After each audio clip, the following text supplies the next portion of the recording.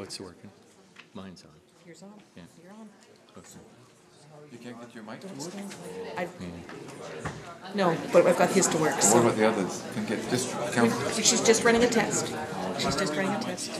We'll get started. Yeah. Good afternoon. I'm pleased to bring to order the council meeting for the Regional Municipality of Peel to order. Roll call. All are present except Councillor. Oh yeah, Councillor. Okay, that was a good one. Carlson. Councillor Carlson and Councillor Parrish. All the rest of the members are present. Declaration of conflict of interest. All right. Is there any declarations of conflict of interest? Yes. Yes, Councillor Mahoney. Declaring a conflict regarding the minutes related to the inaugural meeting. So noted. So noted. Approval of the minutes for September 25th, 2014 Regional Council meeting. Moved by Mayor Crombie, seconded by Councillor McFadden. All in favor? Oh, sorry. Any amendments? Thank you. Mr. Chairman, I had already asked staff, but I wanted to move it that I was recorded as, actually I was shown as arriving late, but it did not record that I actually arrived anywhere in the minutes, so I was here. I was late on other municipal business, and we did send an email or call staff and ask them to change it, but I'd like the minutes to be formally amended. Will do. Thank you. So noted. All in favor then, the minutes? Opposed, if any? Carried. Minutes of the inaugural meeting of December the 4th. Somebody like to move that? Councillor Yanika, seconded by Councillor Groves. Any amendments or discussion? All in favor then? Opposed, if any? Carried. Approval of the agenda? Councillor Sprovieri. Thank you, Mr. Chairman. I'd like to add on the, when we get to the committees, I'd like to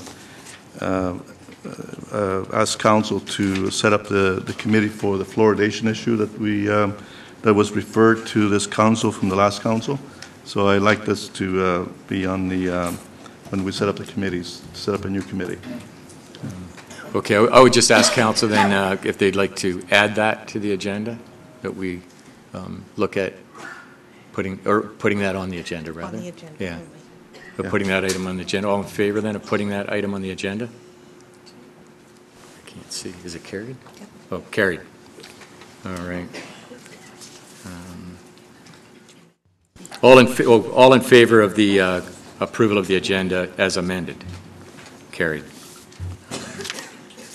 I just wanted to say that I'm both humbled and honored to be appointed regional chair, and certainly over the past few weeks I greatly appreciated the opportunity to talk with all of you and meet with many of you. I want to personally thank you for listening to me, and from our discussions I truly feel that we're feel a strong sense of energy from all of you and a strong desire to work together. I'm confident that we have the making of an incredible team. And all great teams have a combination of experience and talent like us. All successful teams have a makeup of veterans, seasoned pros, and rookies like us. As a team, if we all work together, always in the best interest of all the communities, continuing to strive for excellence, we will remain the envy of all regions in Ontario. Thank you. Can I have a minute just to talk about the agenda? Sure. Go ahead. I just want to welcome everybody as well to the first regular meeting of the 2014-2018 term of council, and just wanted to talk for a second about the electronic agenda delivery system. First of all, we should note that because of the weather, the region's internet is down region-wide, so we don't have any internet right now, sorry. But as far as the system goes itself, the previous term of council in last February approved going to an electronic agenda delivery system, and in April we implemented it. and we phased it in over the course of April to the balance of the end of last term. Was starting this term without any paper delivery of the agenda. We do have IT and our clerk staff who can help anybody who needs any assistance with apps or any other tools that you may require in order to access your agendas. And I just wanted to put the invitation out there if you have any questions at any time about the delivery system or about accessing your agendas or minutes, just to let me know. And thanks, everybody. Thank you. We have no delegations, but our first item of business is a report on strategic plan from 2011 to 2014 of Council final progress report for information. And David, if you'd like to take us through that. Thank you, Mr. Chairman. I'm actually going to speak briefly to the strategic plan wrap-up report, which is 6.1 on the agenda, and then also speak to 6.7, which is the triannual, the financial report, and give you a bit of a preview of the budget and just an overview of our financial situation at the Region of Peel. My intention today is to start at a very high level and to be very brief, and then over the next few meetings in January and February and into March, when we get into the budget, we'll get into progressively more and more detail as we go forward. But I thought before we, in our first meeting, it would be important to give you this high-level overview. So the first is about our strategic plan, and I don't usually bore council with the beauty of our internal processes, but just for illustration today, I thought I would. If you take a look, it all stems, our work all stems from the strategic plan that council sets at the beginning of each term, and we've put some time aside to talk about that with council in January, and that really leads to two things. One is something we put in place 4 years ago called the Term of Council Priorities, which is really your clear direction to staff as to what we need to accomplish as an organization during the next 4 years. And those Term of Council Priorities lead to a series, 26 of them, or 24 of them this time, over the last 4 years, of what we think of internally as change the region initiatives. And they are the things, they maybe take up 5% of our resources, but they lead to change in the way that we deliver our services, which is 95% of the work that we do. So there's very important work that's done, and it leads to the evolution of our services, which of course are the way that we deliver on a day-to-day basis with on the strategic plan. And of course they're delivered by the resources that council gives to the administration. And we report back on a regular basis, both at the service level and at the overall strategic level. And in your package in front of you, there is a really nice summary of the Term of Council Priorities and Strategic Plan for 2011 to 2014. I'm not going to go through it in detail because there's a lot of information in there. I did ask staff to put together a few highlights of the things that we've achieved over the last few years that illustrate what I mean about changing the region and enabling our services to improve. Things like being able to redirect almost $13 million of operating funding so that we could completely eliminate the 4,000 child waiting list. And in fact, at the end of 2014, we now have increased the number of children receiving childcare subsidy to 7,600 more than we had when we started out the term of council. And in addition, we've added services to over 500 children with special needs. I think the last number I saw, there's about 1,300 children with special needs receiving services through us. Things like increased the number of trips significantly for residents with mobility impairments. On the waste side, we have exceeded our waste reduction target by 3.5%, as well as putting in place long-term waste reduction and resource recovery strategy for the region, and so on. Improved our paramedic response time by working closely with the hospitals, reduced the offload delay significantly, and is now below 6-minute response time for sudden cardiac arrests. And one of the things that I was particularly pleased about was Council's adoption of the long-term financial strategy and financial management bylaw, which I will speak about in just a few minutes. As an overview of the services that we provide, I often refer to this chart because it's a nice quick review of what we do, the services we deliver here at the Region of Peel. The money on the picture it's broken down into $1 of service, and that's just $1 of regional tax money. It does not include the subsidies that we receive. But to go around very quickly from the bottom right-hand corner, community investment is money that council allots to community agencies, mainly not-for-profit agencies that help provide health and human services to complement the work that we're doing here at the region. The water and wastewater, a large portion of the budget, and I'll talk about that in a few minutes, but we have the lowest water and wastewater rates across the GTA, if not across most of Ontario. Police services, the single largest expense of the regional budget, 40 cents on each dollar goes to the police services. And you have, I believe, in front of you the annual report from the police services that beautifully explains the work that they do in the community. And we've been doing, regional staff have been doing a lot of work with the police recently to try and see how we can work together to support the community and change the way that we provide supports to the community to reduce the incidence of crime, especially assaults.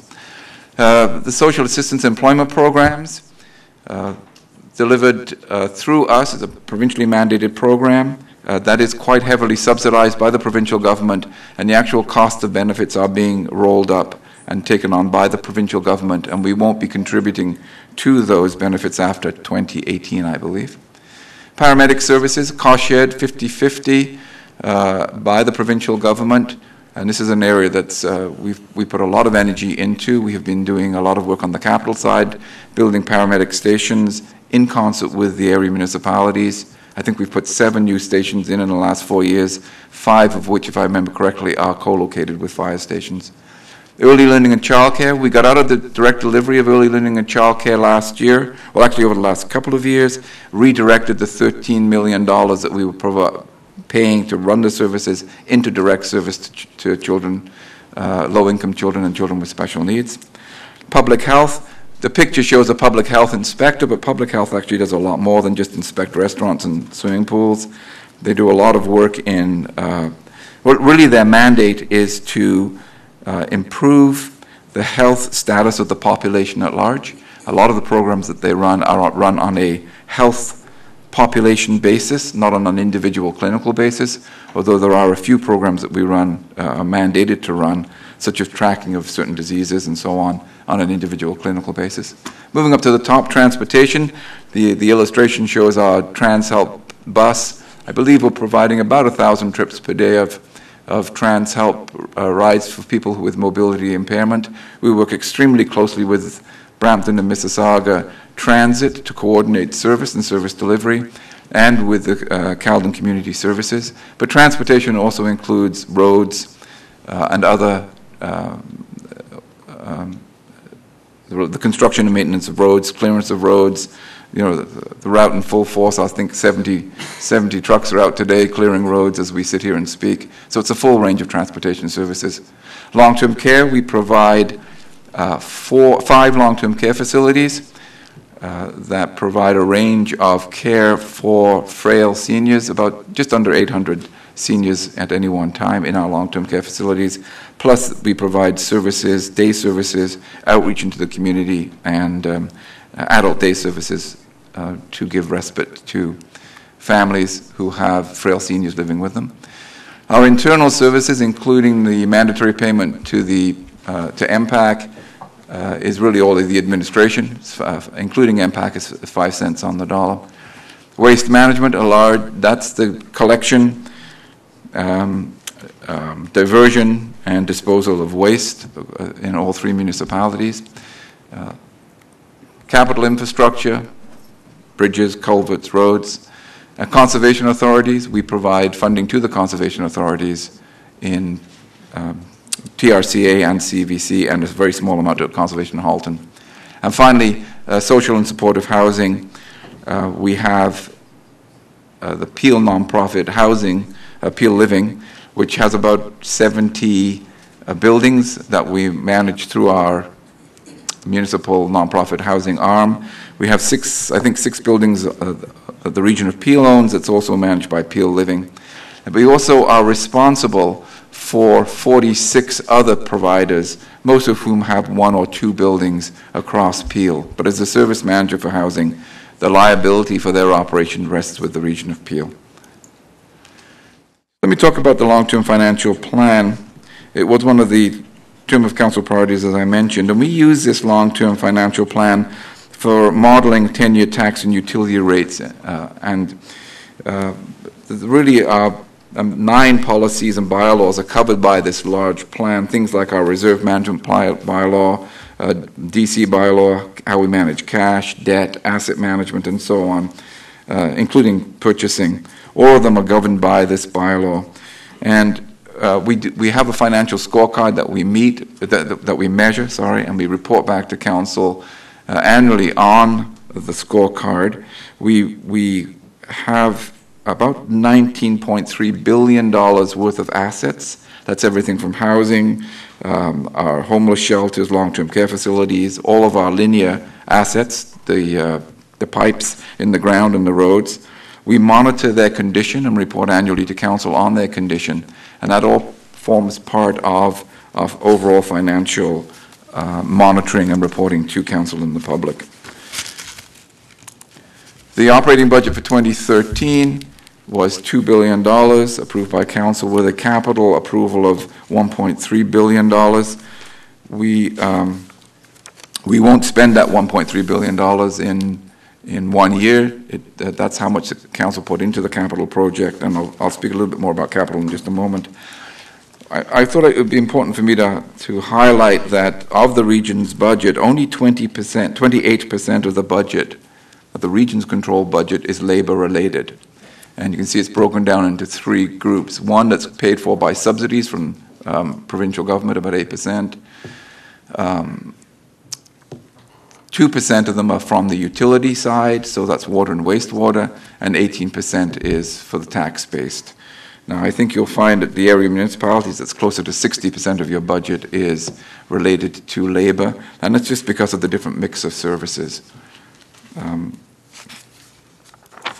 In 2014, we reduced regional staff by 45 full-time positions.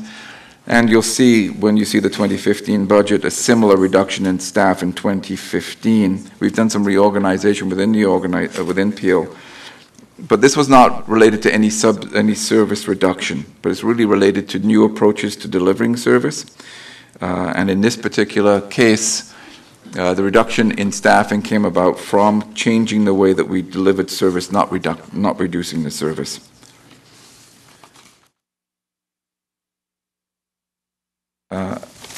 Report 6.7 talks about our current fiscal situation, and I thought I'd just summarize it here. We are coming in on the tax-supported side at year-end with a projected variance with a surplus of $2.8 million on our overall $2 billion budget, or about a 0.3% change from our net budget. The programs that we operate directly have a surplus of $1.2 million. Police, conservation, and the MPAC group have a surplus of $1.6.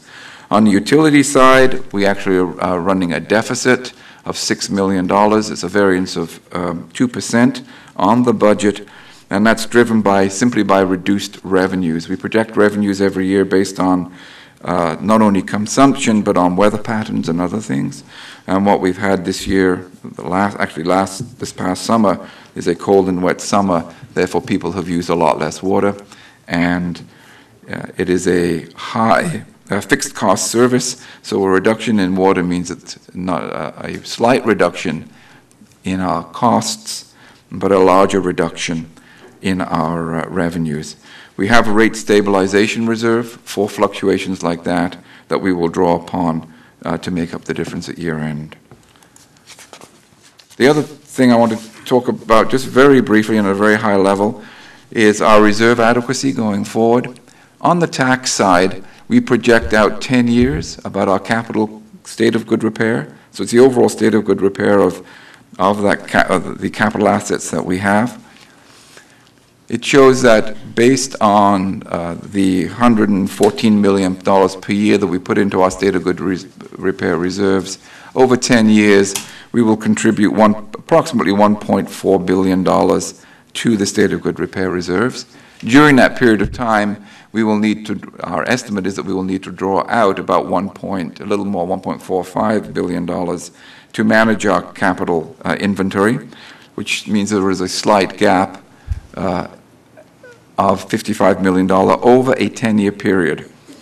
And what we will be recommending to Council is that a 1% infrastructure levy in the 2015 budget will close that gap over 10 years. Similarly, on the rate side, the water and wastewater, we project out the state of our assets and what we will require to manage them. In this case, we project out over a 20-year period, so twice as long as on the other assets.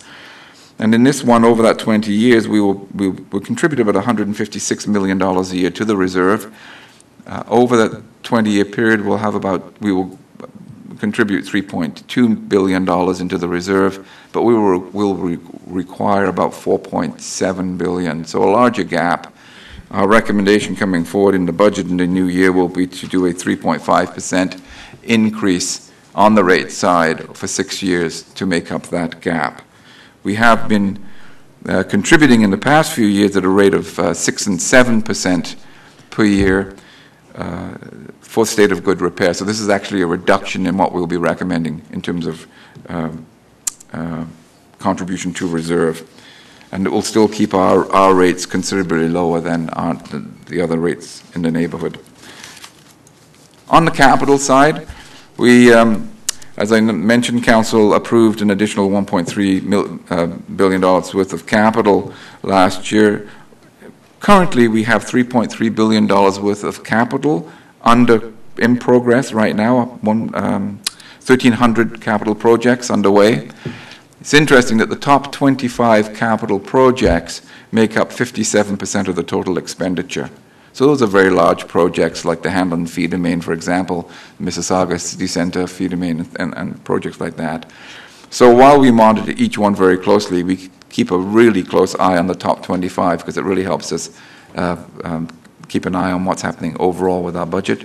97% of the project capital work is progressing exactly as planned, and there's 3% have been delayed or deferred based on things like EA approvals and other things, some decisions of Council to hold off on building reservoirs for a few years, things like that.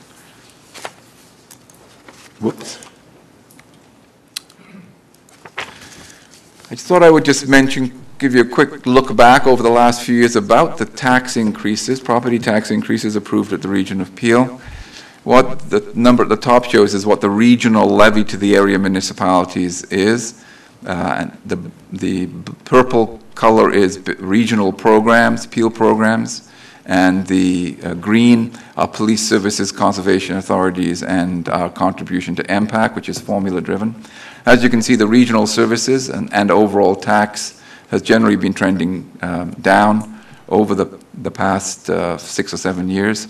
And in fact, in 2011, 2012, and 2013, regional programs actually we reduced the expenditure on them and came in at 0 in 2012.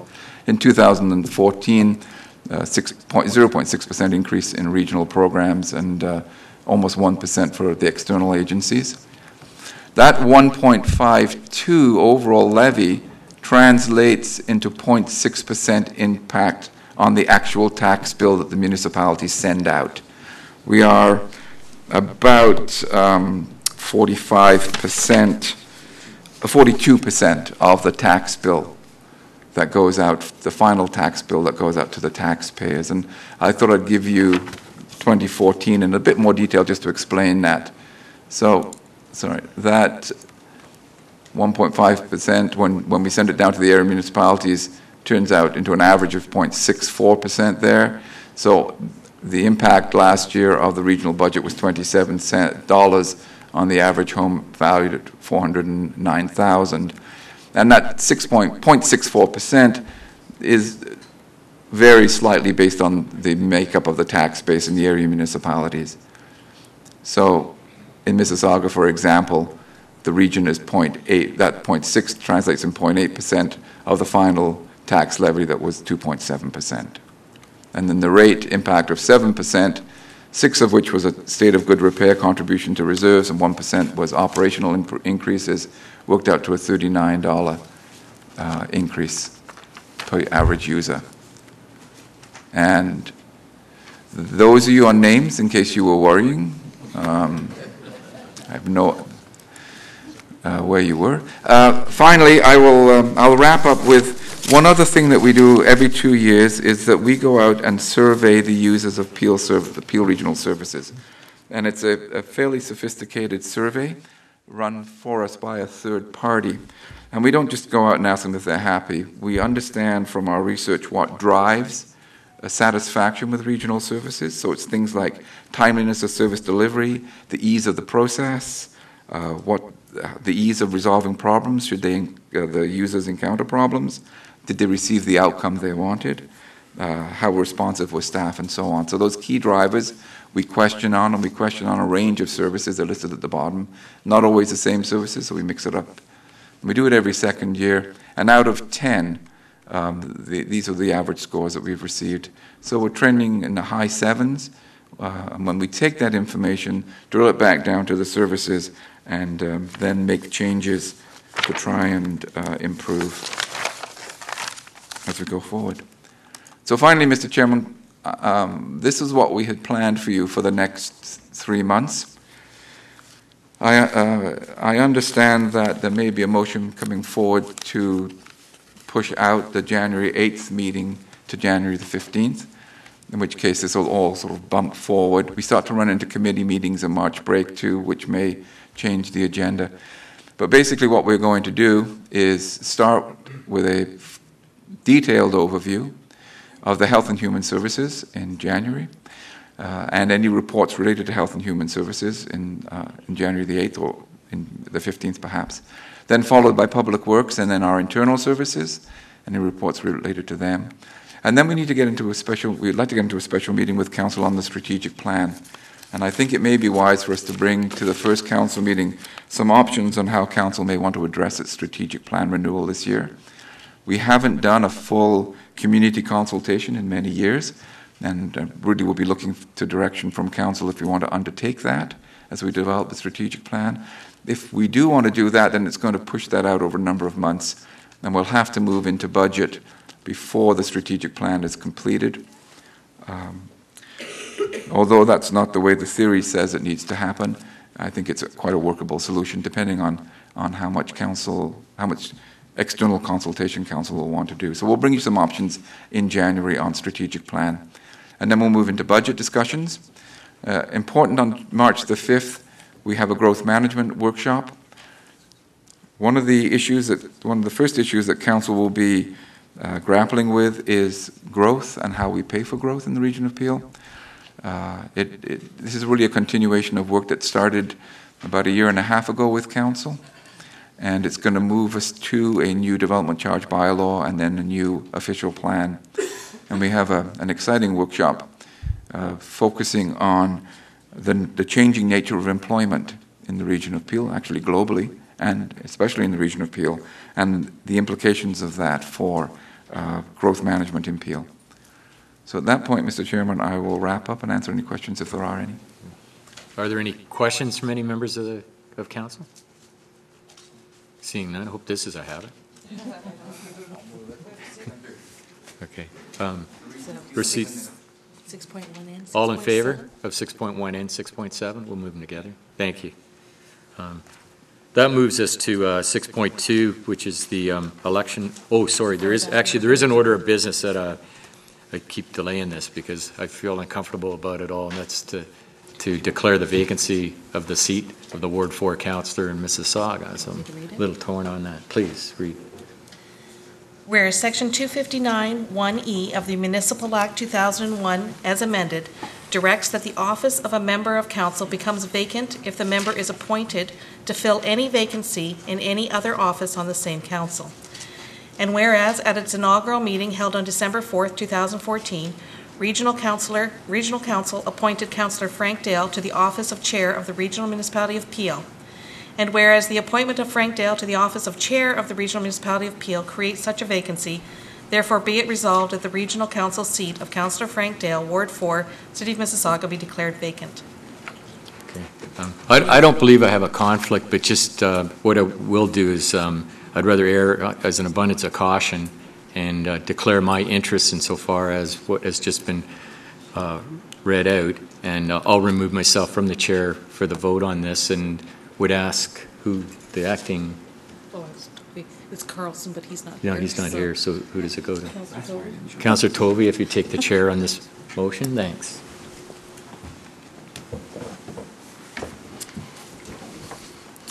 Thank you very much. We have a motion. Do I have a mover? Moved by Councillor McFadden, seconded by Councillor Ionica. All those in favor?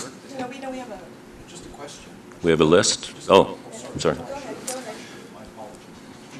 Just having never been through it, I just wanted to be clear on from whom or what level of government the cost is borne, never having been through it. Madam Clerk? Just for clarity for everybody here. The area municipality, Mississauga. And that's prescribed in legislation? It is, under Very the good. Municipal Act. Thank you very much. You knew you'd get that response up here. Mayor Crombie, did you have a comment? It was a similar question. Is there an opportunity to move a motion that the Region of Peel pay the cost of the by-election? It's prescribed that it be the area municipality. Okay, thank you. Applaud the effort. Okay, so we have the motion. We had a seconder, I believe. Yes. And we have a recorded vote called for. We were going to start recording votes at this term of council using electronic system, but because our system is down at the region, we're going to have to go back to old school. But we will be using the electronic system in future votes. So I will call all those in favor of declaring the vacancy, please rise.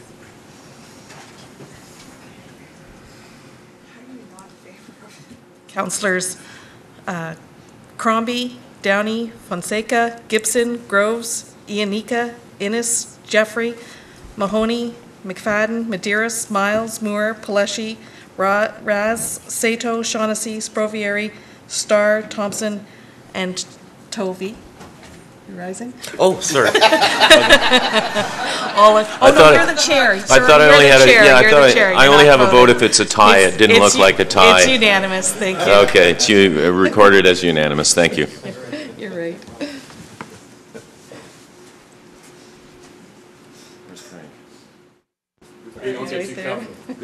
Unfortunately, it's official. Thanks, Jim. All right.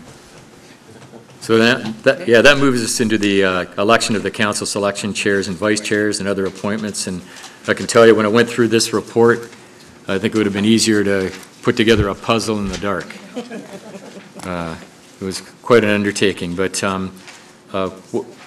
what I tried to look at is, rather than getting in, Councillor Sato, did you want to? Okay, yeah, let's deal with the question first. Thank you. And I would ask if we could deal with this before we do the appointments. Staff are recommending on 6.213 that some of the committees be suspended. And I have some concern with that with regard to some of the committees that are in the middle of their work. And I don't think we should be waiting until we have gone through the calendar time that David just showed us for the council term priorities. Some of the committees, one, for example, is the Emergency and Protective Services Committee. And we had just started in that committee last year with bringing out more outreach and educational programs, such as the free on-site large CPR and defibrillator training that we have done twice in Mississauga, and it's been very successful. And that was initiated at the committee, and we talked about the fact that the committee should be doing that. We're still building paramedic services. We are still improving the paramedic services. And I do see a need for that committee to continue meeting. So that's one that I don't think should be suspended. The Arterial Roads Review Committee, I have no problem as long as those reports come directly to council.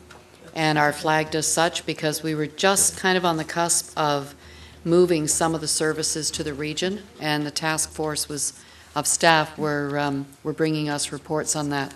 So that I can see because we're almost finished what we were doing on that one. Intergovernmental relations, I won't comment on that one, but there's one other committee that isn't listed here, and that's the Healthy Communities by Design. That is still a very active committee, and I'm surprised it's not listed.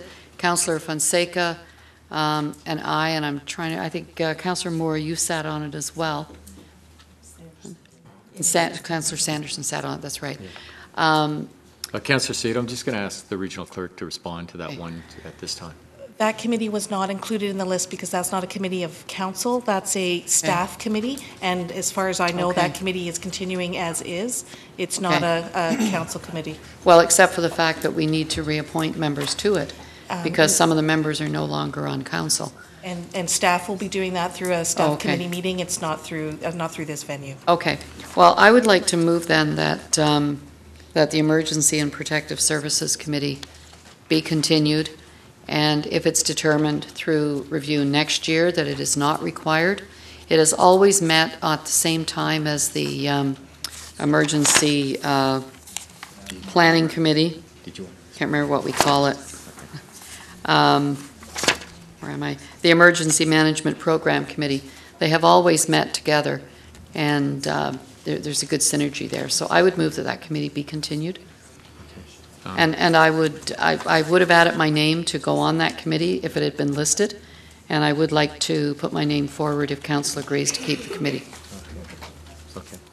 I think Councillor Thompson wants to speak as well. Sure, Councillor Thompson. Yes, thank you, Mr. Chairman. And what I had is I had already wrote a motion basically to keep Intergovernmental Relations Advisory Committee going. We're coming into a federal election this coming year, and I think it's very important. That's when we do our best stuff, is prior to the election, to get the issues out there, and especially to the public. And I think it's very important that it stays intact, especially we know there's going to be a federal election this spring. So I think it's very important we keep that committee going. And as the past chair, I think it's very important. There's a lot of talent here that I think could, and I think all of us are better educated working from that committee. So I like to see it reinstated. Okay. I'm going to ask for a motion to, or take a motion with respect to reinstating those, that they continue, but refer them to the next meeting for membership, because we've got so many to go through now, if that's fair. You'll bring back the terms of reference and et cetera. Okay. So all in favor of that motion then?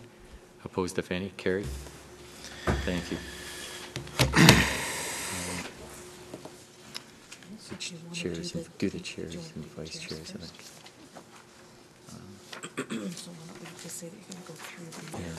Okay, on the chairs and vice chairs of the committees, went through them and tried to look at who had made certain selections for their first choice, second choice, and tried to balance it and be as fair as possible and to try to accommodate them. I've got a number of motions here that we could put forward with respect to the chairs and vice chairs.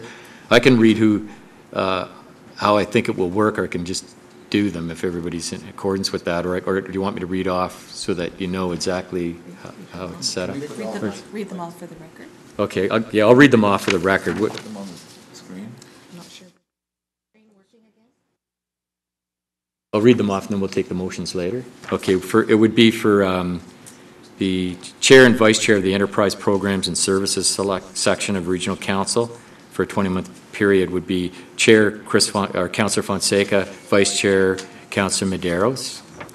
And for the Chair and Vice Chair of Health Section of the Regional Council would be Chair Elaine Moore, Vice Chair Grant Gibson. And for the Chair and Vice Chair of Human Services would be Chair Gail Miles, Vice Chair Jim Tovey. And for the Chair and Vice Chair of Public Works would be Chair Ron Starr and Vice Chair Annette Groves. Now, unless anyone wants to...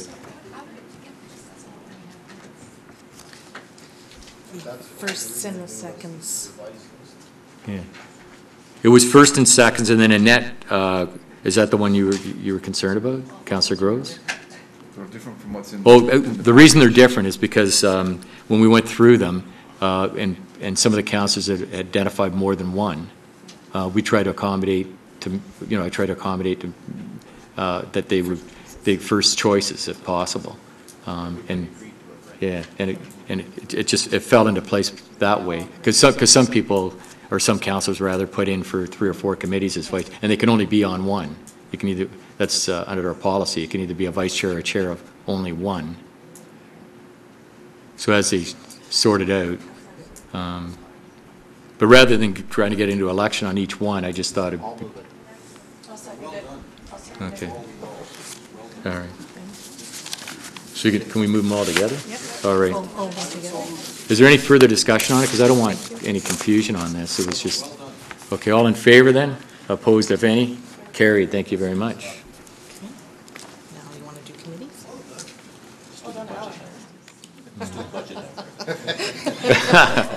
Yeah. Now, the first one in order of the report is Peel Housing. Oh, yeah. That's going to be Okay. on elections, or maybe on elections. Yeah. So do you want to do Okay. them out of order? Yeah, I would do them out of order. I think what I'd like to do is the police. Do you want to do police Yeah. next? I'm going to do a few, or suggest that we do a few of these out of order, and it's the reason, because they fall into play better if we do. For instance, the Police Services Board, on the agenda, I believe, it was the committee for the nomination committee. Well, I think you have to appoint first, because if in my opinion, it may be perceived as a conflict if somebody gets appointed to the Police Service Board, then they want to be on the committee to select the, so there's a few things that have to fall in place. So I would personally like to, if it's with council's indulgence, to do the appointment to the Police Services Board first, and then that'll clear that matter up, and we won't get into a conflict that way, if that's in agreement. All right. Now, what I would like to ask is, traditionally, council in the past has always supported a motion from the council of the city of Mississauga with respect to both the police commission and other bodies such as the conservation authorities, being the CVC and the TRCA. And I would ask that council carry on that. So with respect to the police commission, there was a motion passed by the city of Mississauga council to appoint Mayor Crombie for a period of 2 years, and then to be succeeded by Councillor McFadden for the next 2 years to fill the full term of council as a representative on the Police Services Board. So I think I would like to separate that and deal with that first, which would then leave for an appointment for Brampton. Now, again, under the Police Services Act, there is to be 2 appointments by this council. It doesn't distinguish what municipality they have to represent. But again, traditionally, and I think it's common, that looking at the populations of those 2 cities, and they're the 2 cities that Peel Regional Police obviously serve, that it just makes sense that we have a representative from Mississauga and another representative from Brampton. So if there's concurrence with that, which I believe there is. Councillor Unica, you had a point? Mr. Chairman, I agree entirely, and just so we're clear, I think the City of Mississauga has handled it very well. If I may, and I just want to make sure that we're sort of following a protocol or the decorum. So I've had the privilege of sitting on the Police Services Board, so many other members of Council, Councillor Mullen, Councillor Dale, but it was always the history in the City of Mississauga that it was a prerogative we let fall to the office of the mayor, whoever the mayor might be. And in early days, Mayor McCallion determined that it was something that, given the workload that she might have after she'd been involved with the police for a while, she passed it on, and we were grateful. But we always served, if you will, unofficially under a sense of decorum under the auspices of the mayor having given her blessing, if you will. The first point I would make is I'm grateful to Mayor Crombie and to the other councillor, Councillor McFadden, that we were able to reach an accommodation because I think it is appropriate and it's a protocol we've always followed.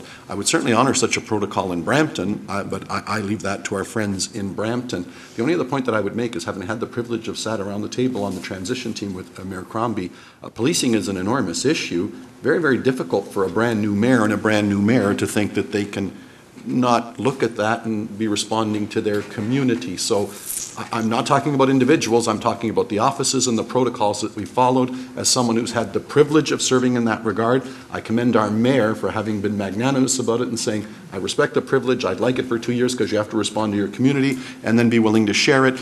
I hope that spirit of cooperation permeates everything, but as always, we'll do what the majority thinks. So, Mr. Chairman, I reaffirm what you've said, commend us for having done it in Mississauga, and I hope we can work with our friends in Brampton as well. Thank you. Okay, thank you.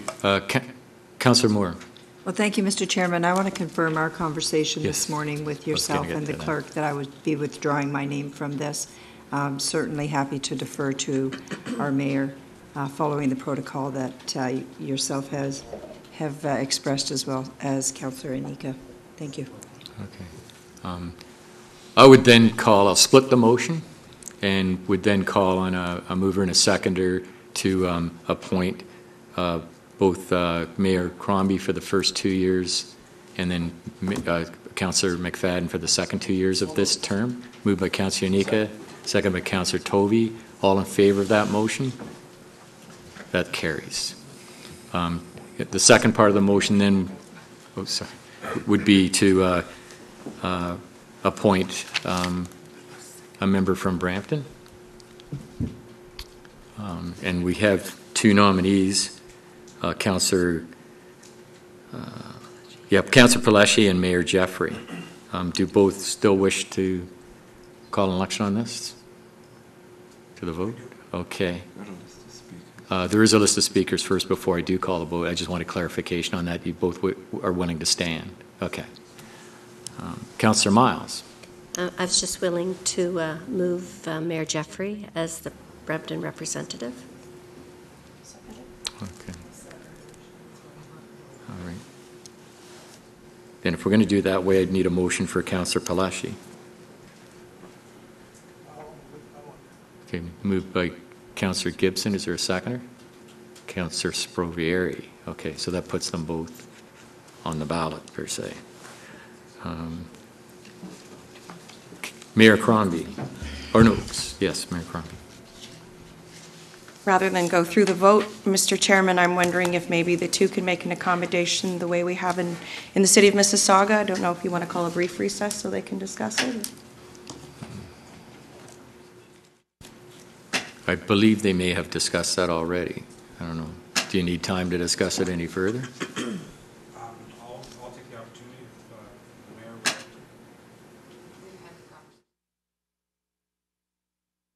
Okay. Call the vote then, and don't even talk about the vote.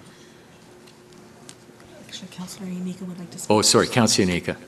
Thank you. I appreciate the conversation we have had. I think for the sake of some historical clarity, because you're right, we tried to meet and see if we can sort things out where appropriate. I think it has to be said in the situation of the city of Mississauga that we had a new mayor, but we had a long-standing member of council who's coveted the role for quite some time. Councillor McFadden made it very clear to us that over many terms she would have liked the role. It just has never befallen her. And so I want to be frank and upfront.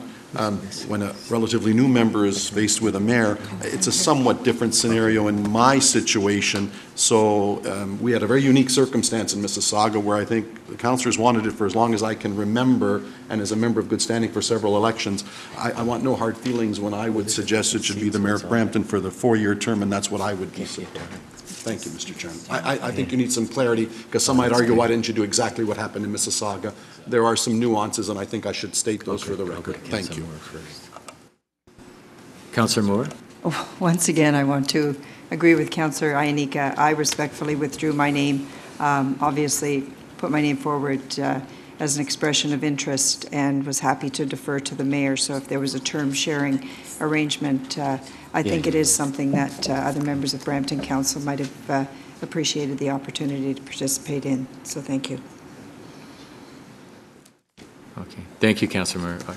I'm just going to ask the regional clerk to just clarify exactly how the vote takes place. I will be requesting each of you to stand and state the name of the nominee for whom you are going to be voting, and the nominee with the highest number of votes is elected. So individually, they stand? Individually. Yes. Councillor Paleschi? Given the indications as some of the more experienced councillors on the board here, I graciously will back out in honor of our mayor, seeing it, supporting her in the role of Police Services Board. Okay.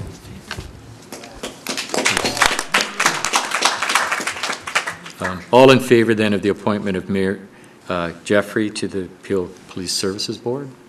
Carried. I'm going to read the motion totally and have it reaffirmed. Under the Police Services Act, the chair of the region is automatically on unless the chair chooses not to sit on it, but I'm going to choose to sit on it.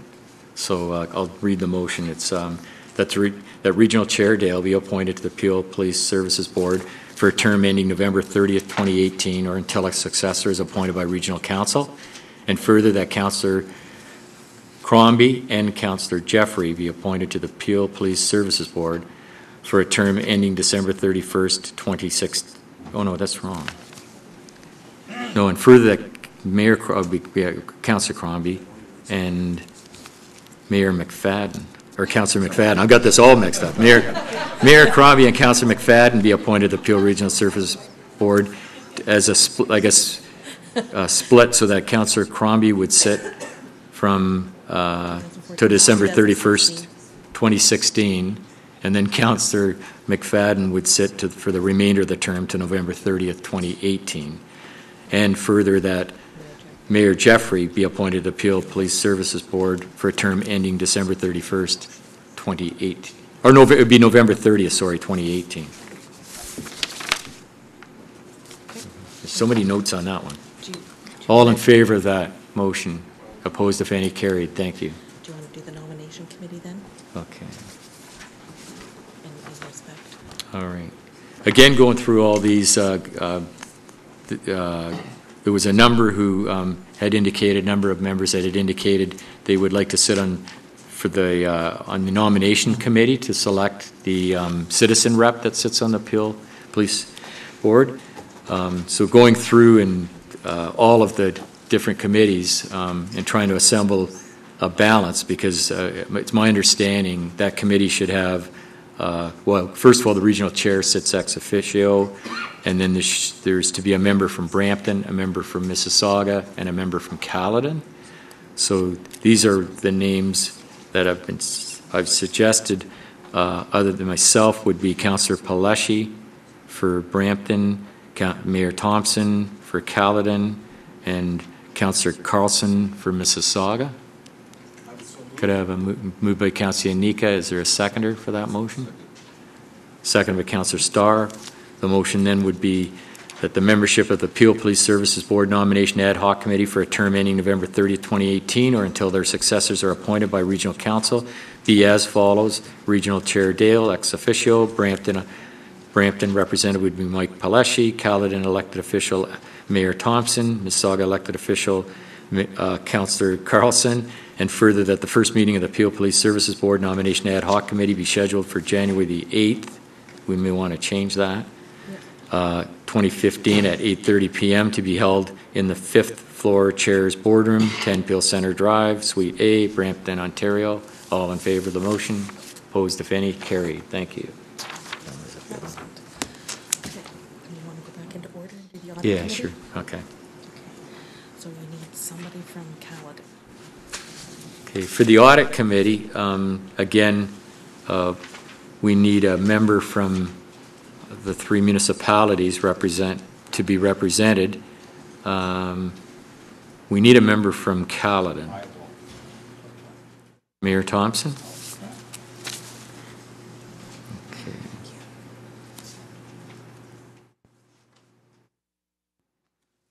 For Mississauga was Councillor Roz and, oh wait, we have two from Mississauga. Oh, okay. And Councillor Starr. What about Brampton? Do they need one? We need one from Brampton. We need one from Brampton too. Oh, there he is. Oh, they're automatically on. Yes. Oh, sorry. That's right. Okay, so Councillor Fonseca would sit as chair of the Enterprise Programs and Service section, and Councillor Medeiros would sit. Good. All right. So I'll need a motion for this, for this membership. Councillor Tovey, Councillor Gibson. All in favor then? Opposed, if any?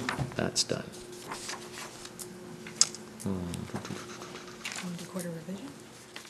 Oh, yeah. This is always a popular one. The Court of Revision, or committee, I guess it's committee, or no, it's Court of Revision, or Committee of Revision, yeah.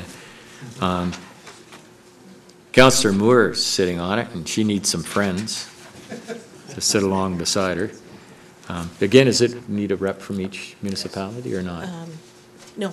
No, okay, but we need 3 to 5 councillors, and I wouldn't like to see her, Elaine, sit all alone. We don't, I've had the privilege of sitting on that committee, and we don't meet too often. The other thing is even if we could put a couple of names forward so that we could at least have 3, you can always send a designate. So you wouldn't be going too often, and the meetings aren't that long. Okay. Jennifer Ennis.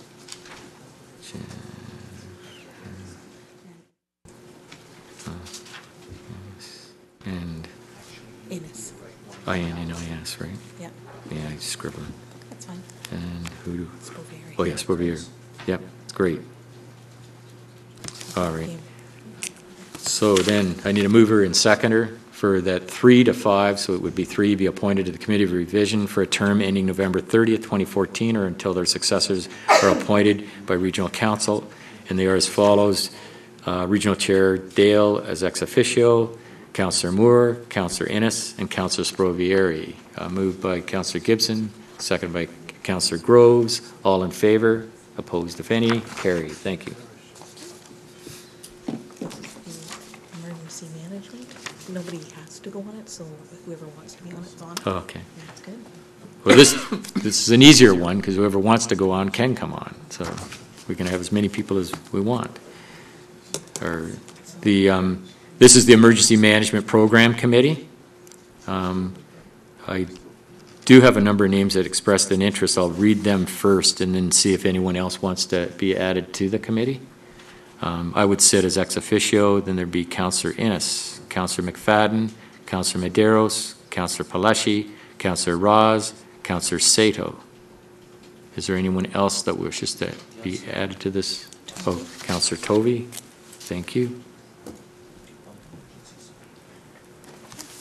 Anyone else? Councillor Groves?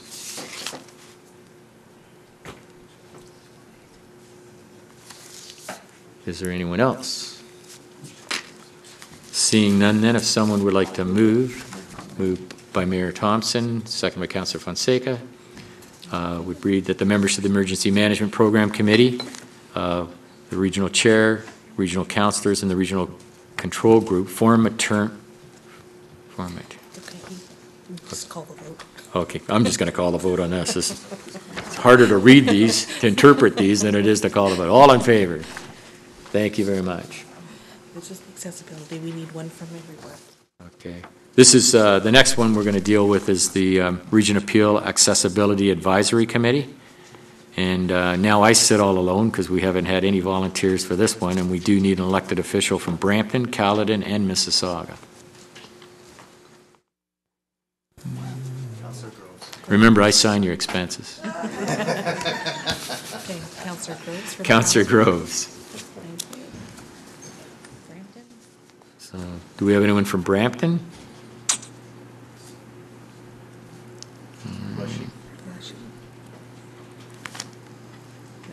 Now we need Mississauga. Come on, guys. Carlson isn't here. Councillor Mahoney? Are you? Okay, thank you. Okay. All in favor of the makeup of that committee? Opposed, if any? Carried. Mr. Chairman. Yes.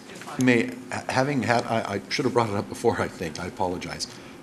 I did have the privilege of sitting on that committee last term past. I think Councillor Sato and I had because we have the same committee at the City of Mississauga, and then I found out we have a citizens group, and now we have the new provincial legislation that I'm perhaps a little surprised that in the shakedown of committees going forward, perhaps it was discussed, but there's a lot of entities that deal with that. Some of the ones we dealt with were vetted through Brampton and your committee, then they came to our committee after your professional staff approved them, and you approved them, and then to be candid, in fact, to be brutally candid, it's the reason I got off the committee, because I said, what am I doing here? If somebody brings in an official application, it conforms to the legislation and all of the pertinent building code acts, so everything, be it a wheelchair or whatever is required. The Brampton official staff signed off on it. Your Brampton committee signed off on it. Then we were having a 3-hour conversation about it up here. And can you imagine me not saying a word? I didn't know what to say. I said, well, what do you want me to say? And that's very unusual. Yeah. So Mr. Chairman, and Councillor Say, I remember we had the discussion. I think Councillor Mahoney and I had the discussion, previous Councillor. So I'm a little surprised. And Chairman Kolb and I had the discussion about, it seems like, so I don't know if it's something, now that we say we're getting rid of some committees, how this one, I don't want to pull out the knife, but I think you understand the point that I'm trying to make, if that's something we might revisit in the next couple of weeks. Your points are well taken, Yeah. Councillor Unique. I believe it's legislative, but I'm going to ask the regional clerk to clarify this. It is legislated, we are required to have them, but there is some work underway to try to combine so that the meetings are joint as opposed to separate. My apologies for being We're unaware. working Thank you, on Mr. that, Chairman. No, you've raised an excellent point. Thank you. A little more passionate next time. Oh, there's almost 4 years to go. There'll be lots of time for that. Okay, we have, the next one's Friends of PAMA Board. We only need one, and we've got one. Councillor Medeiros, thank you very much. All in favor of Councillor Medeiros sitting there, representing us? Great. Carried. This is the Hanlon one, we just need somebody Oh, from yeah, right, Brampton. okay. This is the one that we're not spending too much money on, the membership of the Hanlon Feeder Main and Mississauga City Centre Sub-Transmission Main Advisory Group for the term ending upon completion of the mandate of the committee or at the end of the current term of council, whichever comes first, obviously. I would sit ex officio Ward 1 from Mississauga, because these are primarily the areas that are affected, at the councils that represent, rather, the areas that are affected. Ward 1 would be Councillor Tovey. Ward 3 would be Councillor Fonseca. Ward 4 would be open for now, but I'm sure we could add later. We will add later. Ward 5 would be Councillor Parrish. And there was, in the resolution, if I recall back, there was a representative from Brampton, and that was Councillor Paleshi at the time. Yeah. Right. No, I don't think so. I think It was a Brampton. Yeah, the chair of Public Works does sit on, so that would be Councillor Starr. Just you're one ahead of me there. And then the vice chair of Public Works, which would be Councillor Groves, would also sit on it. But there is a vacant for a Brampton representative, and I think under the that committee structure, if I'm not mistaken, we need a Brampton representative on that. So it'd be neat if I just had to change. Great, I just have to change the first name. All right. Yeah. I thought it was trouble. But, okay. Thank you very much. All in favor of that motion? No, I did. I said Mayor Crombie. Yeah. All right. Moving right along. All of them can be on it? Okay. This one, again, is open to whoever would like to sit on it and be a member of it. It's the membership of the Housing Options for Older Adults in Peel for a term ending November 30th, 2018, or until their successors are appointed by Regional Council.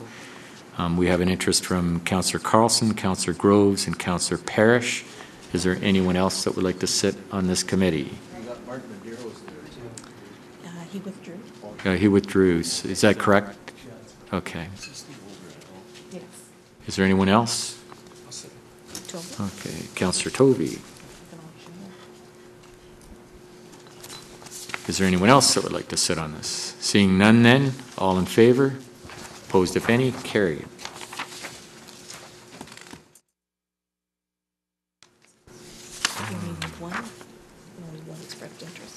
Okay. The membership of the Peel Agricultural Advisory Working Group, and we just need one, and Councillor Innes has expressed an interest to sit on this.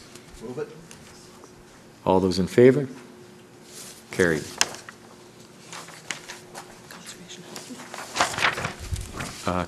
Yes, Conservation Halton, there's Councillor McFadden and Councillor Starr have expressed an interest, and there are 2 councillors to be appointed to it. I know is...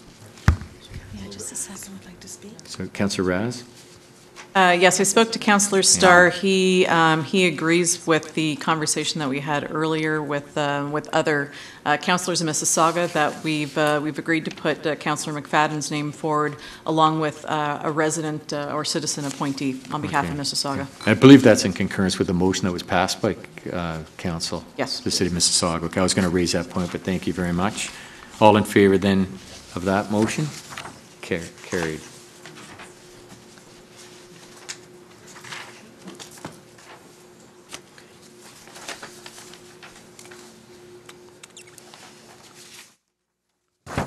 Like I said, it was easier to put a puzzle together in the dark. 7 councillors are required for this committee. 1 councillor from the town of Caledon, 2 councillors from the city of Brampton, and 4 councillors for the city of Mississauga, which are to be appointed to the Credit Valley Conservation Authority. For don't see it. Yeah, it's withdrawn. Okay, great. Thank you, Mayor Crombie. Again, in accordance with in compliance rather with the City of Mississauga, it falls into place. Let me read the names. From the town of Caledon, elected official would be Councillor Downey. From the City of Brampton rather would be Councillor Medeiros and Councillor Paleshi. From the City of Mississauga would be Councillor Yanika, Councillor Raz, Councillor Starr, and Councillor Tovey. All in favor of this motion? Opposed, if any? Carried.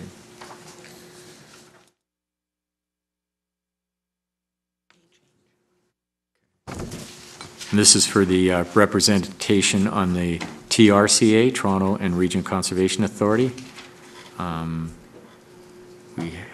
We need 4 councillors from the cities of Brampton and Mississauga. I think Mayor Jeffrey wanted to withdraw, if you can Okay. clarify. Mayor Jeffrey, you wish to withdraw? Okay. Okay, we need... one more from either Brampton or Mississauga. Okay, we have the Caledon representative, which would be Councillor Innes, has expressed an interest for that. From Brampton, we have Councillor Sprovieri. From Mississauga, we have Councillor Fonseca and Councillor Tovey. But we do need 1 more member from... No, you would, yeah.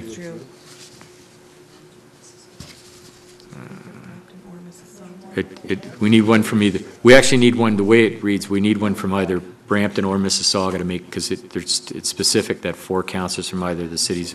So, oh, sorry. Wait. No, Councillor Mahoney? You wish to sit? Okay. It's a good experience. All right, then it would read that we would have, the representation would be Councillor Innes, Councillor Sprovieri, Councillor Mahoney, Councillor Fonseca, Councillor Tovey. All in favor? Carried. We only need 1? Okay. And this is for 1 member to be appointed to the Toronto Regional Conservation Authority Partners in Project Green Executive Management Committee. We have 1 Councillor Tovey. All in favor? Oh, wait a second. Oh. Was there another one? Could you speak to that, Chris? My apologies. I'd put my name forward because I do have a project that's going on right now in Ward 3, but I'd be willing if it's, I think, at least 2 years, and then if you want the second 2 years, it's just to get through. It's a SNAP project that's happening right, it's called the Burnham-Thorpe SNAP, so I wanted, that's why, but if you want to do that, split it, if that can be done, I don't know. Yeah, my apology, I haven't. Okay, so we... Councillor I'm going to say, yeah, sorry about Councillor that. Toby. Yeah, Councillor Fonseca and I spoke about this, and she does have a very important project going on, so I would certainly defer to her nomination and withdraw my name. Oh, okay. All right, so the membership would consist of Councillor Fonseca for the term. All in favor? Opposed, if any? Carried. Thanks, Jim.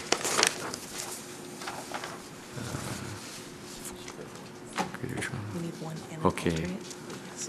This is the Greater Toronto Area Agricultural Action Committee. We need one councillor and one alternate, and we have Councillor Shaughnessy and then Councillor Innes is the alternate. All in favor of this motion for this representation? Thank you. Carried.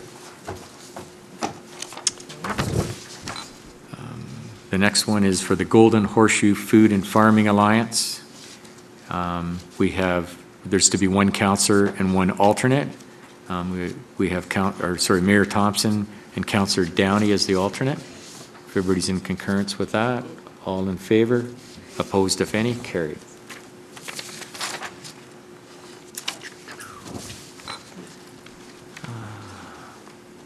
The next motion is that Regional Council endorse the nominations of 3 Caledon representatives for the position of Region Appeal representation on the Niagara Escarpment Commission.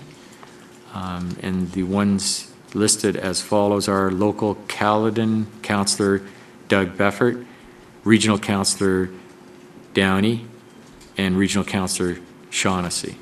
And further, the names of the nominees be forwarded to the Province of Ontario for final appointment. All in favor of that motion? Opposed, if any? Carried.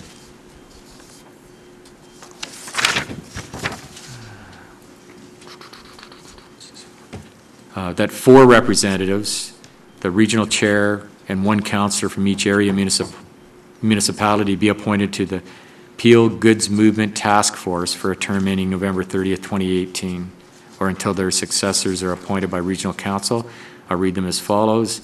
Would be Chair Dale, Brampton elected official Councillor Medeiros, Caledon elected official Mayor Thompson, Mississauga elected official Mayor Crombie. Any discussion or all in favor of that representation? Carried.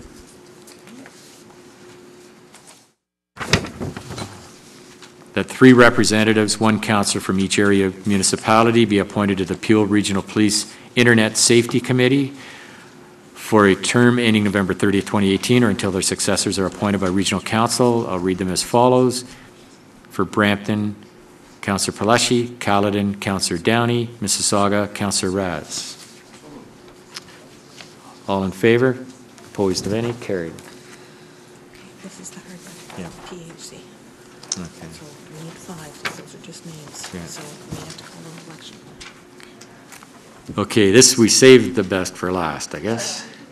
That the following resolution of the shareholder of Peel Housing Corporation be signed by the regional chair and that the regional clerk and placed with the minutes of the corporation, that the number of directors of the corporation within the minimum and maximum numbers of directors provided for in the articles of the corporation is hereby determined to be 11, consisting of 6 members of regional council, of which my understanding is it's 5 plus the chair to make up the 6, and 5 residents of the region of Peel who are not members of council. There was a large number of councillors that expressed an interest in this, which is great. I'm going to lose more hair trying to sort this one out, but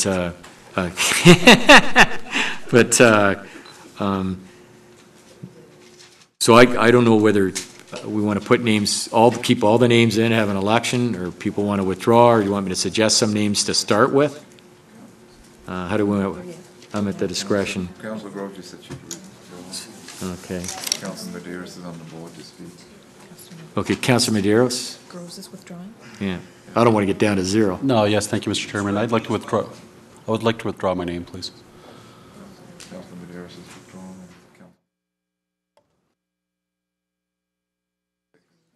No, 5. Yeah. Yes. We have. Okay. We still have Crombie, Fonseca, Jeffrey. Withdrawal? So Crombie, Fonseca, Mahoney, Miles, Moore, Palashi, Parrish, Sprovieri is still on the list. She withdrew? She withdrew? I need a Okay. rep on that. No. O'Shaughnessy? Oh, I see. Switch here. Shaughnessy wants to. Okay. Sorry, I just wanted Oh, to so give it's that not. town rep. So Shaughnessy. So Okay. those that are still on are. that Okay, still here's, like it. okay, here's what I think I'm going to do. I'm going to read out 5 names, and if others express an interest that they'd like to be added to it, rather than looking at who's going to be eliminated to it, we'll just go to the ballot if people aren't going to withdraw. Otherwise, we could be here for a long, long time trying to figure this all out. So we would have Councillor Shaughnessy, Councillor Miles, Councillor Moore, Councillor Parrish, that 4 or 5, and Councillor Mahoney. That's 5. You know, there's still others that have expressed an interest. If the clerk could read, Mayor Crombie, withdraw, okay. I will stand down as well, Mr. Chairman. Thank you. Fonseca? Councillor Fonseca, Yeah, we can go to election. we can go to election. I'm just trying to. One of the reasons why I put forward my name is that I have a Yeah, fairly well, substantial okay, yeah. community Okay, process great, happening no with problem. Twin Pines, so Yeah. that's the main reason why I put my Okay. name, and I Yeah. think over the next 4 years, Okay, the process won't be completed. but- all right. Is there anybody else? Miles, Moore. Palashi's Okay. no. We still have one more than 3, 4, 5. is required, and under the makeup of the, Just one too many. yeah, there is one too many. I'll read the names, and then, okay. Okay, you got it. No, she is, yeah, nice guy. So your 5 names are Fonseca. Okay, so now we're down to, I think we've got this worked out. It would be Chair Dale, Councillor Shaughnessy, Councillor Miles, Councillor Moore, Councillor Parrish, and Councillor Fonseca. Is that correct? That's correct. Okay. All in favor? All in favor? Opposed, if any? Carried. Great. Excellent. All right. Now you need to do the terms of reference for the growth manager, Okay. and then appoint to the growth management committee. Is that this here? Yep. Okay. And it can be as many as you want. Okay. At least one from Brampton, one from Campbell, one from Mississauga, and then as Okay. many as they All want. right. Thank you. That the membership of the Growth Management Committee, the regional chair, and at least one councillor for each area municipality for a term ending upon completion of the mandate of the committee or at the end of the current term of council, or whichever comes first, be as follows. Regional Chair Dale. We need someone from Brampton. We have a Caledon representative being Councillor Downey, Mississauga representative being Councillor Tovey, and there can be more. It's just, Yeah, you need to pass the terms of reference first. They don't know what committee you're talking about. It's the growth management. oh, sorry, it's the Growth Management Committee? I thought I did mention that. No. Thompson? Okay. So who was from, it was Elaine Moore from Brampton? Yes, Elaine Moore. Okay. Councillor, Mayor Thompson said he wanted to be on. Okay. And, Thompson, And yep. Councillor Inika wants that. yeah, no, yeah, you can add, yeah. I know it's confusing. Some are restricted, some are, Councillor Shaughnessy wanted. Councillor Shaughnessy? Where is she? There she is. Oh, I'm just looking around. The terms of reference had to be approved first, and then we are appointing under the, it's in the report. You didn't need an expression of interest, we're doing it now. The terms of reference are there. We're doing it right. Okay. All right, I'll read the membership as follows. Would be Chair Dale, Councillor Moore, Councillor Downey, Councillor Tovey, Mayor Thompson, Councillor Yanika, and Councillor Shaughnessy over there. There we are. Any others? As many as you want. Oh, Mayor Jeffrey. Okay. Any others? Mayor Crombie. Mayor should be there. Yeah. All right. All in favor of the membership? Carried.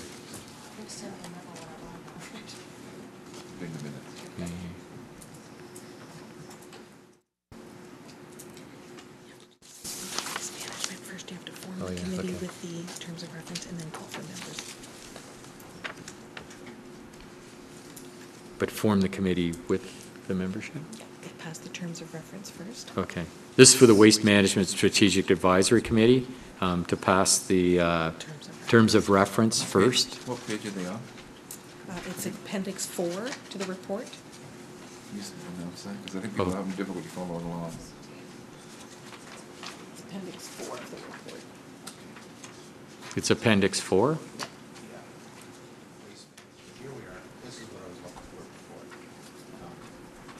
So before we approve the membership, we have to approve the terms of reference. So all those in favor of the terms of reference, opposed if any, carried.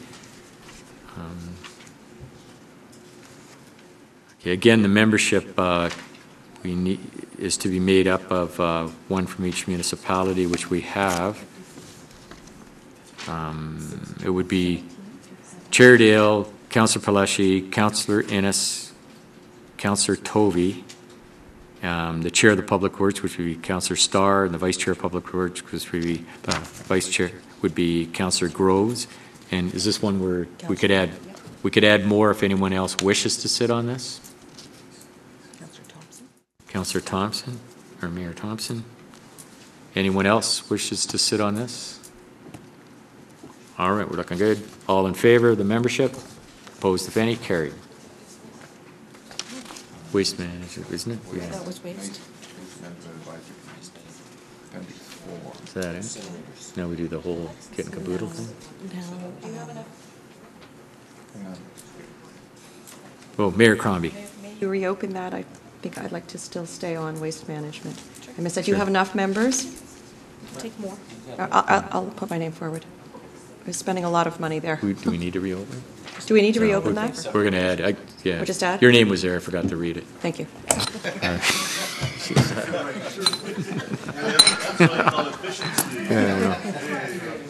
Jeez.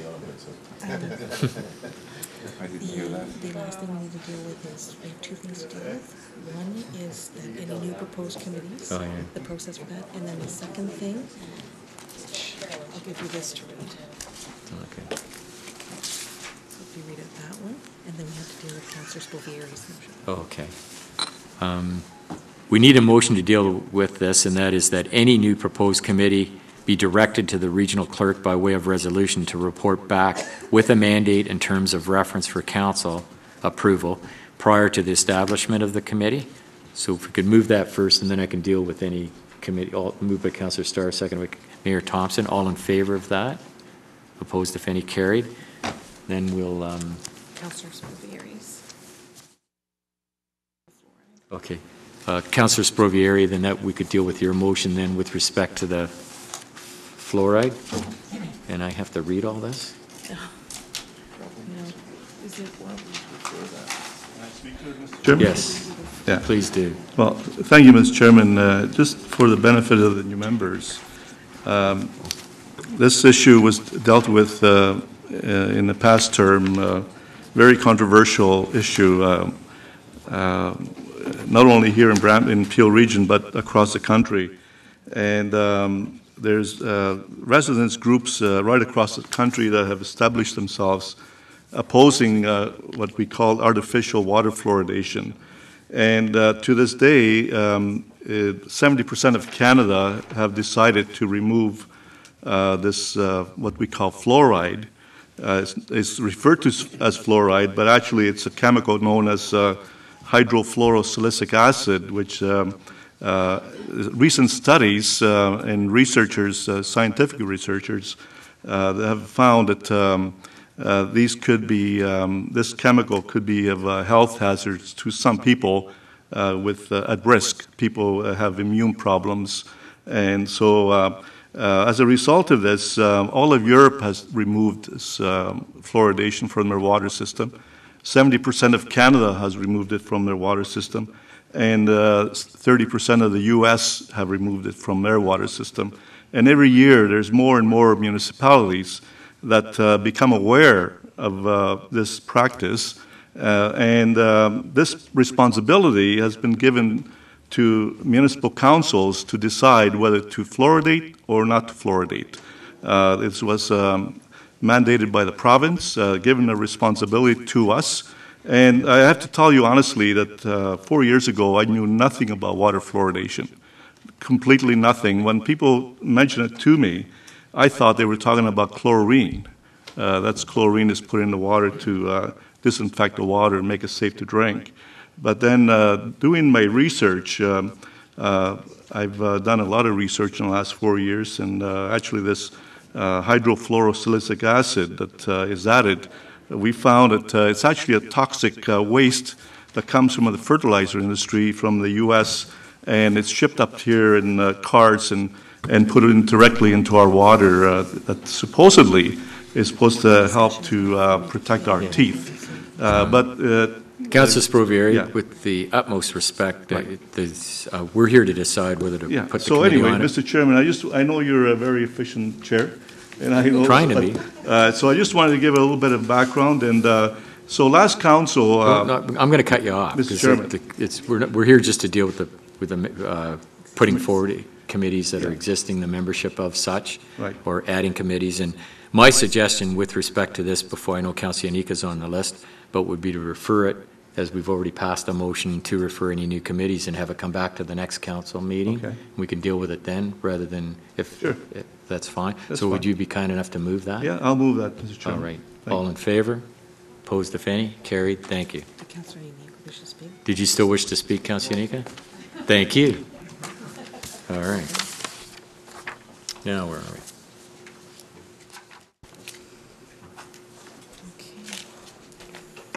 Well, you've just done 6.2.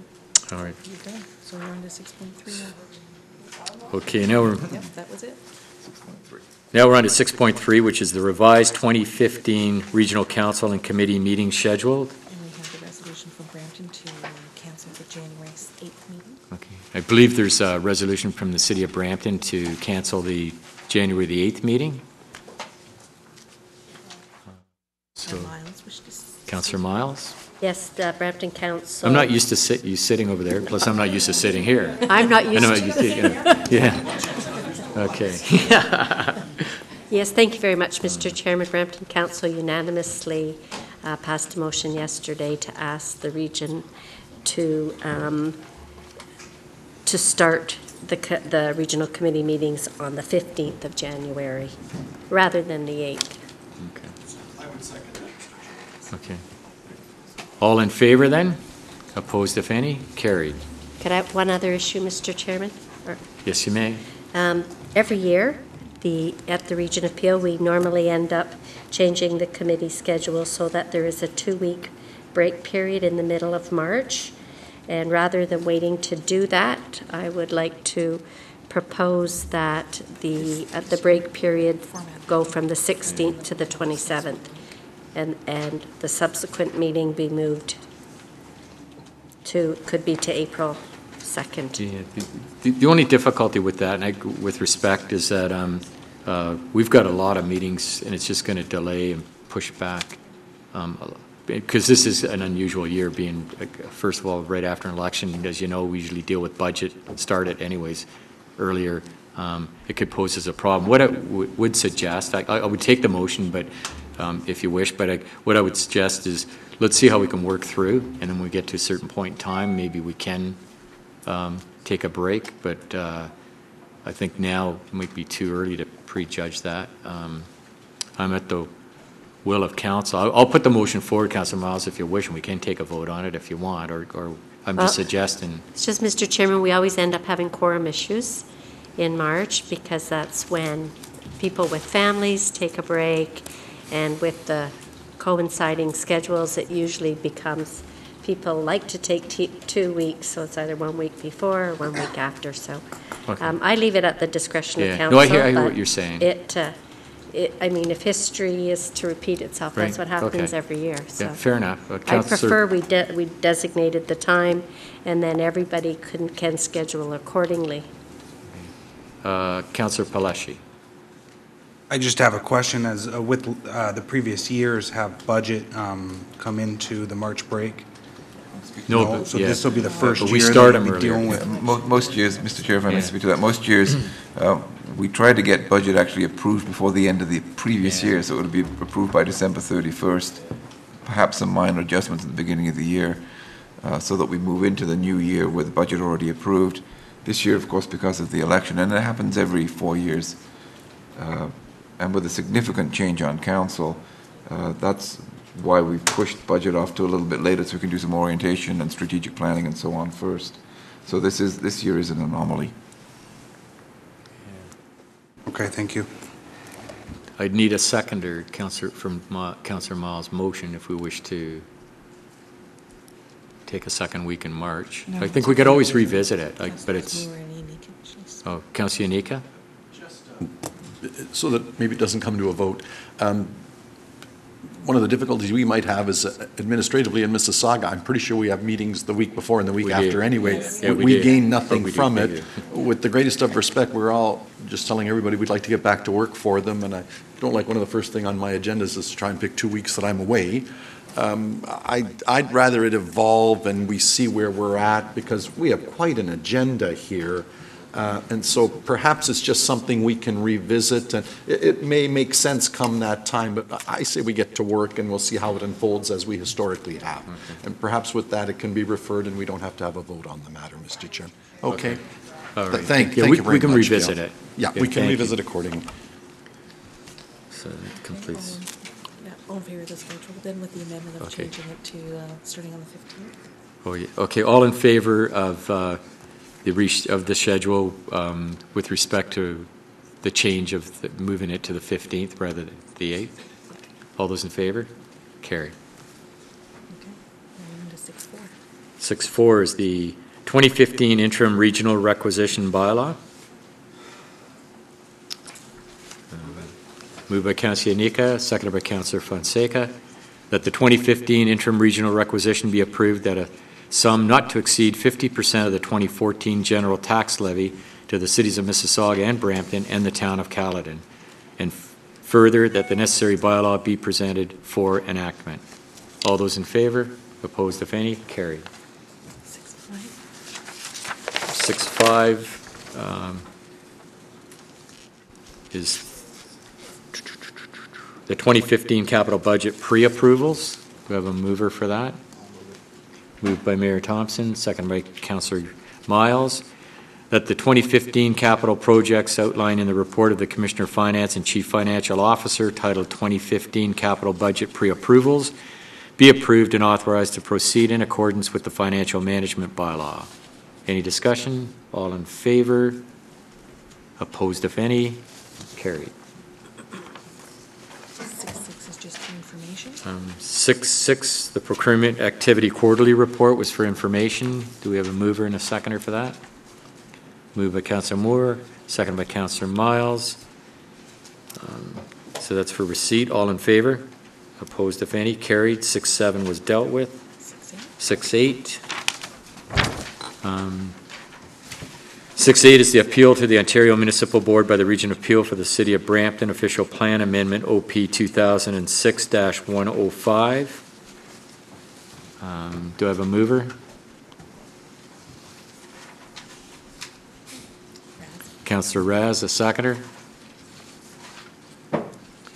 Mayor Tovey, that the City of Brampton's Official Plan Amendment OP 2006-105, also known as Highway 427 Industrial Secondary Plan, Area 47, be appealed to the Ontario Municipal Board as it is not consistent with modifications to the GTA West Corridor policies and mapping of the Regional Official Plan endorsed by Council.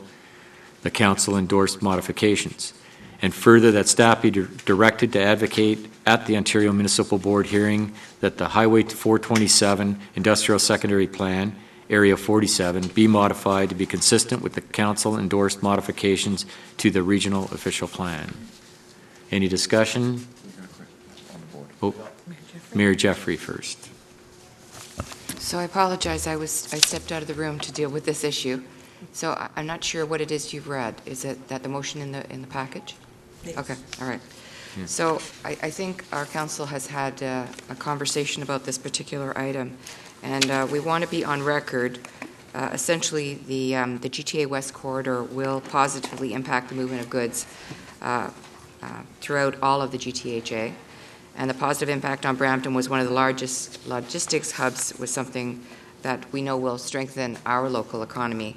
But we want to be on record to say that the new study will result, we believe, in a loss of 1.1 million square feet of warehousing land and result in a loss of many local jobs for Brampton. The pre-June 2012 study would allow employment growth and would still enable a reasonable range of alignment options for the GTA West corridor. Brampton Council understands the most recent Public Information Center meeting that occurred 2 weeks ago clearly indicated that our position on the study is correct. So we want to be on record as indicating that's our position. Okay, thank you for that. Councillor Sprovieri. Well, thank you, Mr. Chairman.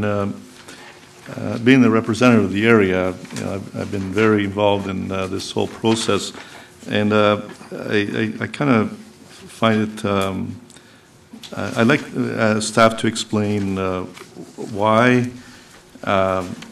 city staff and regional staff were not able to come to an agreement in this alignment proposal that would benefit both the region and the city of Brampton.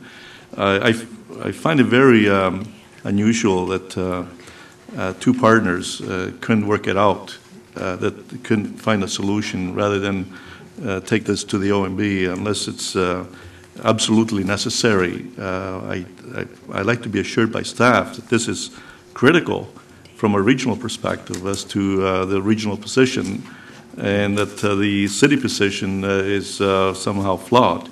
So, Mr. Chairman, I think that we need to have an explanation from staff as to why they feel so strong that they're willing to take the city of Brampton to the OMB on this matter.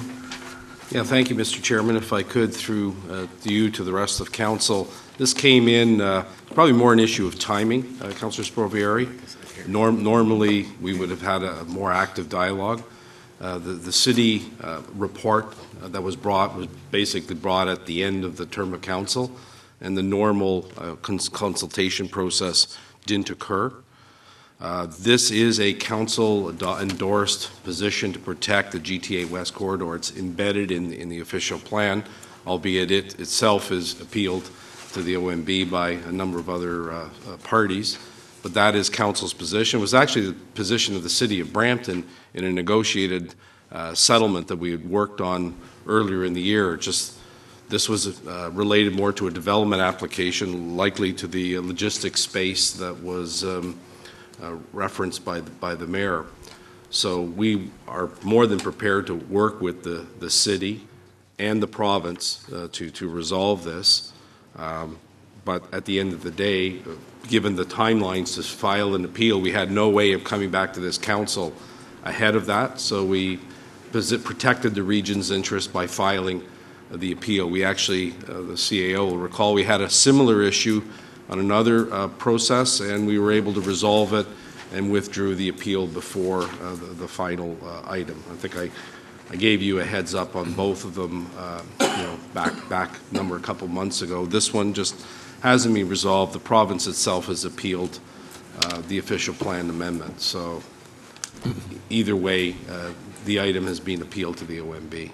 So through the chair, staff will continue working with the city of Brampton staff always to try to come up with a unified position so that when it does go to the OMB, we're not fighting each other and trying to resolve this so we can move on with this part of Brampton for employment development. As if I could, Councillor Sprovieri, a number of the members here maybe aren't familiar with the file, but the returning members will know we have a number of key pinch points along the GTA West corridor.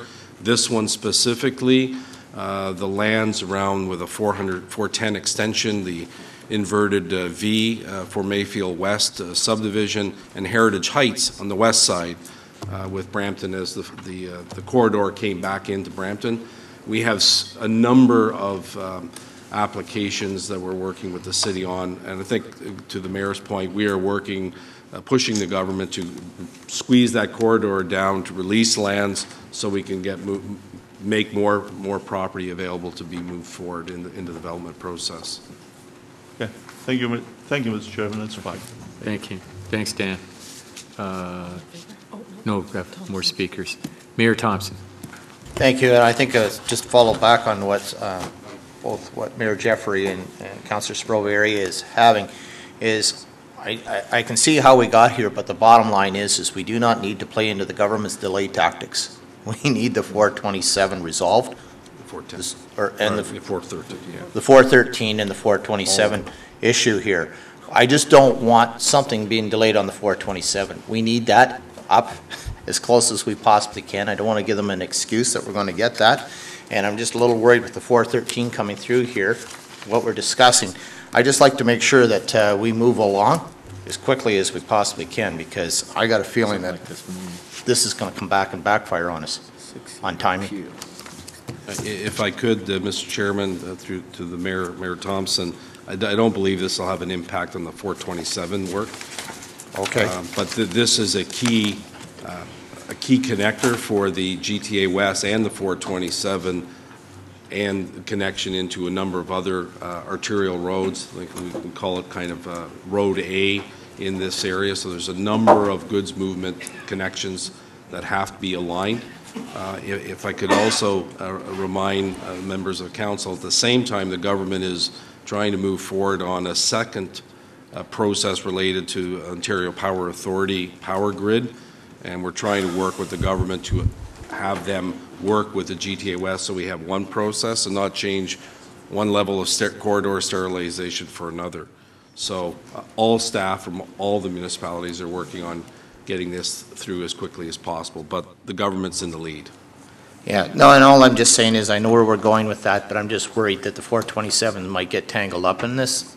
We need that road as quickly as possible to Major Mackenzie, and I just don't want them coming back with the excuse, well, you guys can't figure this out. We've seen this happen before, and all I'm just saying is we need that 427 to Major Mac like now. So that's all I'm just saying is let's not give them an excuse why they don't have to act and delay their planning. Thank you. Councillor Unica. Chairman, I don't mean to belabor it, but and I'm not terribly abreast on the file either, but I am a little bit concerned because I don't think this is the message we want to convey. We've got some new friends around the table from Brampton or any municipality. There's the rest of us around the table, and the impression is left that here we are bickering with each other just so we can go bicker with the province of Ontario. And I don't think that's how we want to get started. With the new faces, not the least of which are 3 mayors and a new regional chairman, if what I'm being told is, or perhaps I'm hoping this is what we're doing, if this is the proverbial placeholder because timelines are running, you've got to get your appeal, I understand that. I'm hoping it's that and it's only that, and through the offices of the regional chair and the new mayor and the new mayor and the new mayor, we can get some consensus or do something here that maybe brings a better understanding and appreciation of what sort of collective position we should take going forward. But if there's a question in that, it's that, is this just a placeholder? I'm hoping somebody's telling me this is a placeholder because the prescribed time limits are passing us by, but there's a lot of new goodwill around the table, and this thing may go away in the next 30 days if the efforts of those I've outlined might sit down with it. Councillor Unica, if I could take that as direction that myself and the 3 mayors meet with staff with respect to this. Okay. And also with the understanding that was drawn out by Dan Lebrecht that, you know, and Councillor Sprovieri, where the City of Brampton staff and our regional staff are going to continue to work on Very this. good. But I think as a briefing with myself and the 3 mayors, if that's what I understand, to bring everybody up to speed. Okay, the motion was moved and seconded. All those in favor then with that amendment, or direction rather? Carried. No, yeah, we need it. Okay, sorry. Okay. Oh, yeah. This finally hit a nice one. The naming of a Veterans Memorial Roadway in the region of Peel. This was, as past members will recall, that it was Mayor Morrison at the time suggested this, and it was an excellent suggestion. And I think it would be appropriate. I know there's a few roads we're looking at, but it seems appropriate would be Airport Road. We need a motion that either a councillor or councillors be appointed to champion the Veterans Memorial Roadway. May I suggest that I know the road, I believe, goes through I know it goes through all 3 municipalities, and the area councillors or regional councillors for those areas be appointed to that. And I don't know who they all are, but I know it's who in. It'd be Innes and Parish for sure. Who in Brampton? Is that you, John? Councillor and John? All members approve. Yeah, okay. All in favor then? Opposed if any? Carried. Good stuff. All right. 610 is speed limit revision on Regional Road 3, which is Britannia Road, from here Ontario Street to Credit View Road. The motion would, I need a mover and a seconder first of all. Okay, and a seconder, Councillor Yanika. That the existing posted speed limit of 80 kilometers per hour on Regional Road 3, Britannia Road, be reduced to 70 kilometers per hour from here Ontario Street to Terry Fox Way, Silken Lawman Way in the city of Mississauga. And further, that the existing posted speed limit of 60 kilometers per hour on Regional Road 3, Britannia Road, from Credit View Road to 195 meters, approximately 640 feet, west of River Grove Avenue / Tilson Down Drive, be extended to, I think that should read 70 kilometers, shouldn't it?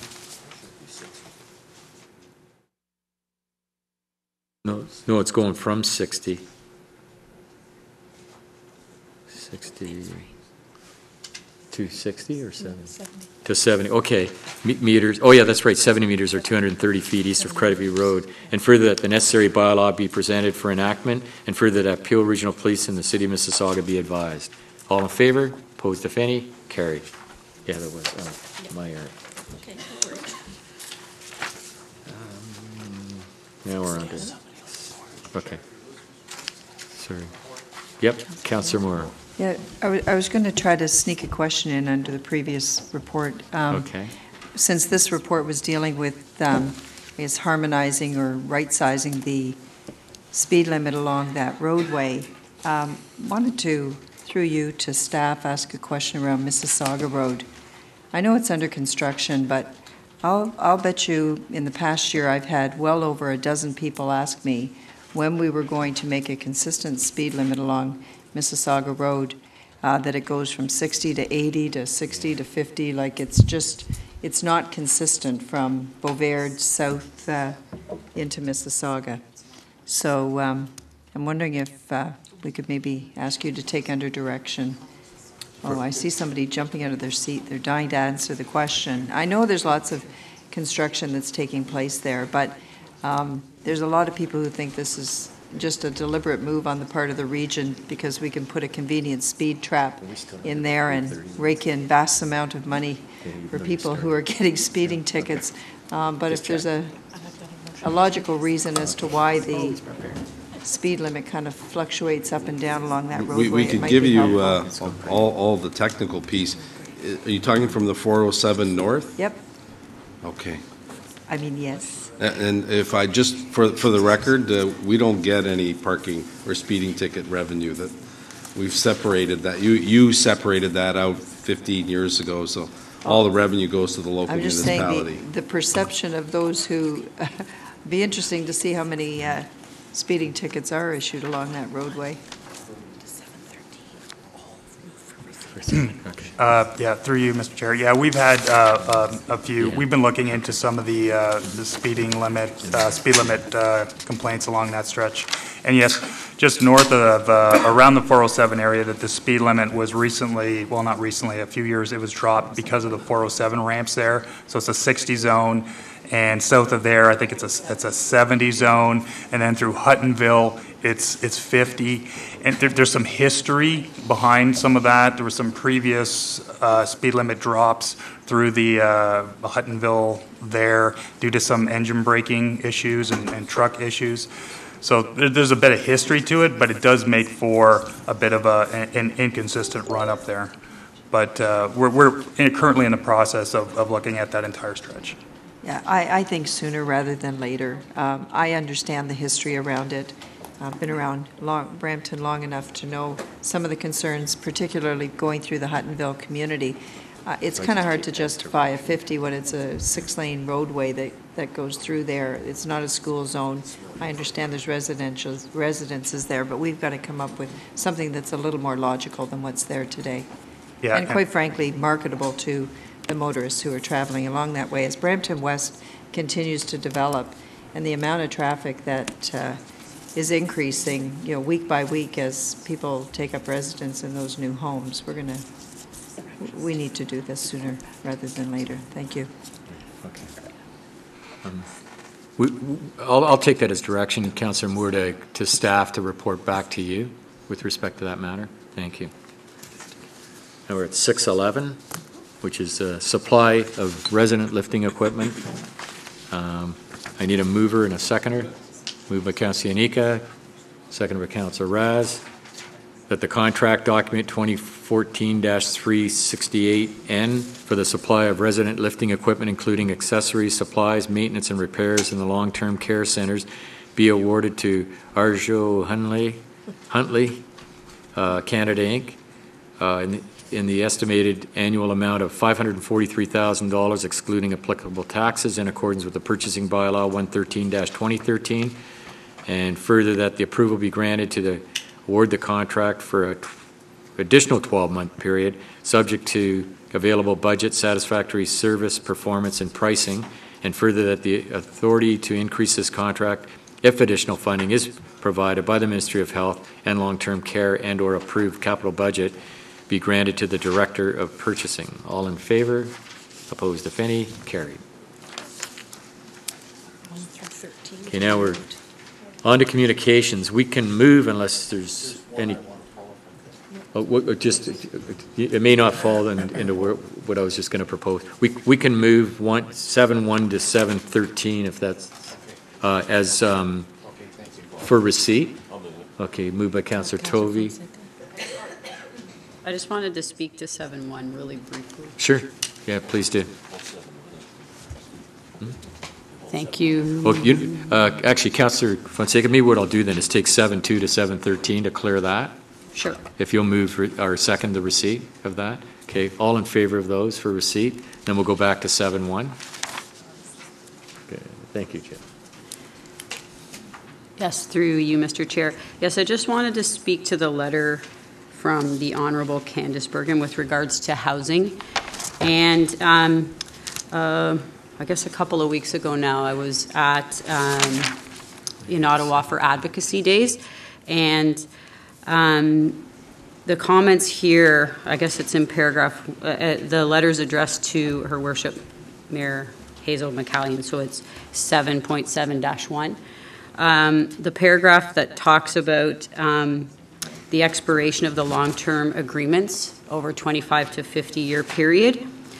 There's a couple of sentences in here. They read, at the end of these agreements, the federal government will have fulfilled its commitment and funding will end.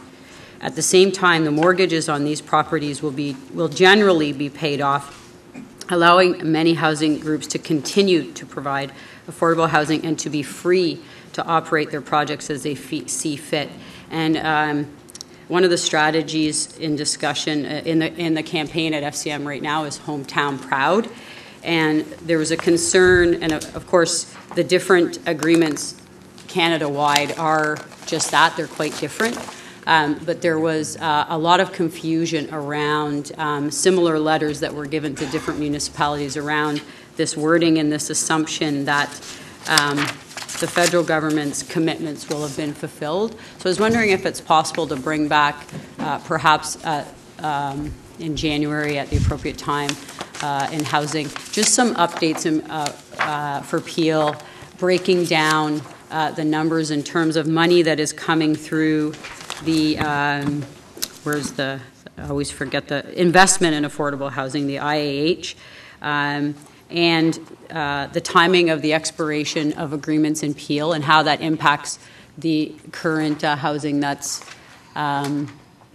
we're operating that fall under those agreements in relation to the gap in what needs to be built. And I know that's been discussion in the previous term of council, but if we could bring that update, like I said, there's quite a bit of confusion around that and this assumption that the IAH basically fulfills fulfills the need that's there in housing. Certainly, we're happy to do that through the chair. Okay. Councillor Fonseca, I think that was actually 7.7, but we'll give direction. We'll give direction. Yeah, that's okay, but we'll bring take that as direction, and Janet will bring it back. Okay, great. All in favor then of that? And then we do need a mover for 7, and if somebody move in second, 7-1, right, for receipt, that's okay. Councillor Gibson and Mayor Jeffrey, all in favor? Opposed, if any, carried. Moves us to 7-14. So this is for a referral to the health services. If somebody would like to move that. Mayor Thompson, seconded by Councillor Fonseca. All in favor? Opposed, if any, carried. 7:15.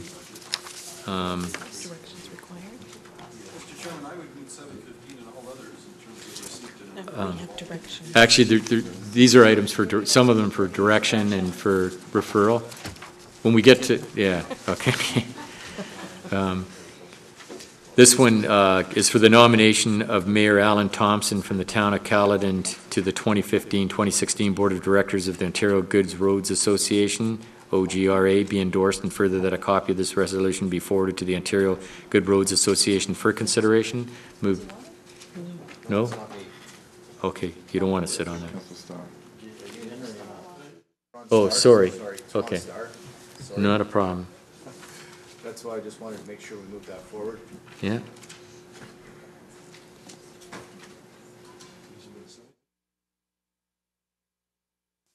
Okay. Sorry, that's why. You'll move it then? Yes, moving it. That's Seconded what I by wanted to Councillor do. I Tovey. apologize. All in favor? Opposed, if any? Carried. 16 is for receipt, and 16 and 18. 16 is what we need to do. Oh, okay, we'll do 16 for receipt. Councillor Yannick will move receipt, seconded by Councillor Ennis. All in favor? Opposed, if any? Carried. 17, Mayor Jeffrey would like. Okay, 17 is whereas the Greater Toronto Marketing Alliance requests the nomination of a mayor or the regional chair to serve as the region appeal representative to the GTMA, and I believe Mayor Jeffrey wishes to sit as the representative.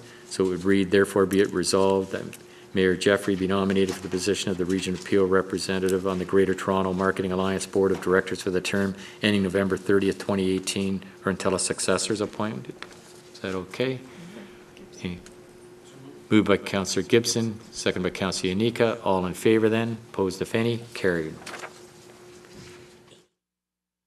18 and 19 are for receipt. If I could have a mover and a seconder. Moved by Mayor Jeffrey, seconded by Councillor Groves. All in favor? Carried. 20. This is, yes. Go back one item, sorry, on the GTMA. I just want to potentially declare a conflict. I don't know if it is or not, but my husband sits on the GTMA, and I did not vote on that particular It's one. duly noted. Thank you. Thank you. 7:20, I believe we're at? Yeah.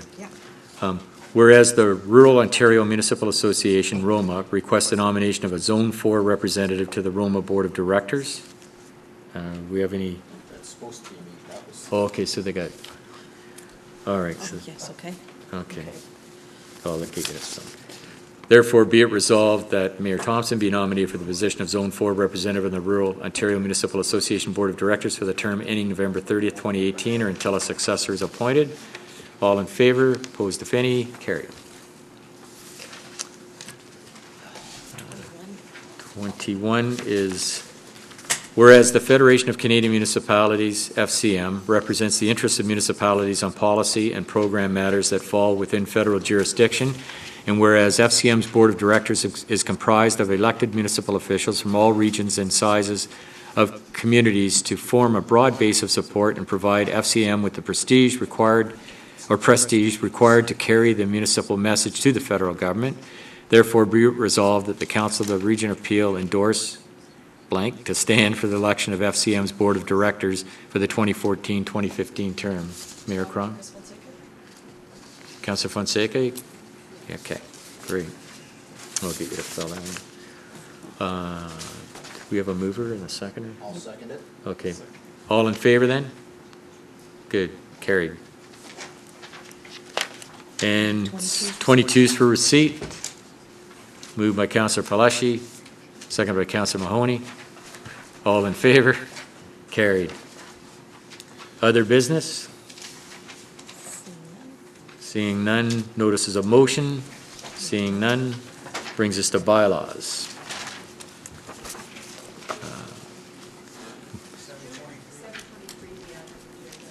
Oh, there was an added one? My apologies. What is it for receipt or what is it? Hey. That was the page I tore out and I was writing on. Is it receipt? I don't have it. I think, is it for receipt, I believe?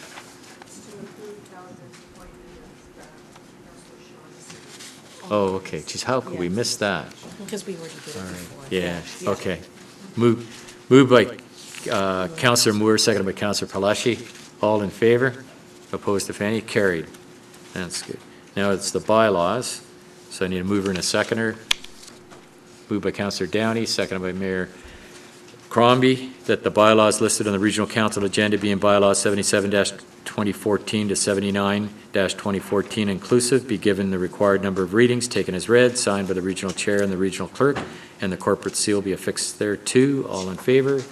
Opposed, if any? Carried. Just approving the in-camera minutes. Okay. There were some?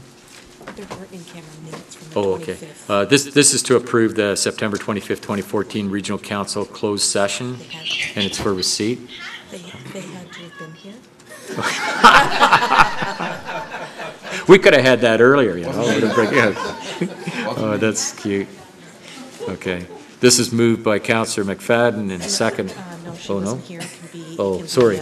Moore, Sprovieri, or Okay. Thompson. Moved by Councillor Sprovieri, seconded by Mayor Thompson. All in favor? Opposed, if any? Carried. We have no in-camera minute. Oh, we just dealt with that. Yep. Yep. Bylaws relating, blah, blah, blah, blah. This is your confirming bylaw. We're to the confirming bylaw. All right.